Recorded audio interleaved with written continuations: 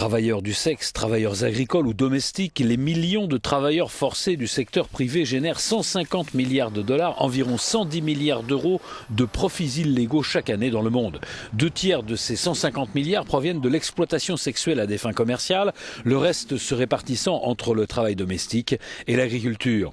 L'Organisation internationale du travail, qui a publié ces chiffres mardi, évaluait à 21 millions le nombre de personnes victimes du travail forcé, de la traite ou de l'esclavage moderne dans le monde en 2012.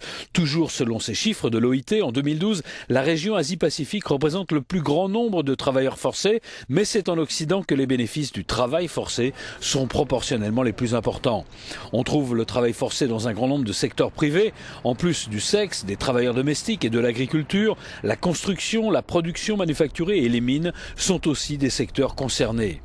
Des progrès ont été enregistrés dans le recul du travail forcé imposé par l'État, mais nous devons nous pencher, estime l'OIT, sur les facteurs socio-économiques qui rendent les personnes vulnérables au travail forcé dans le secteur privé.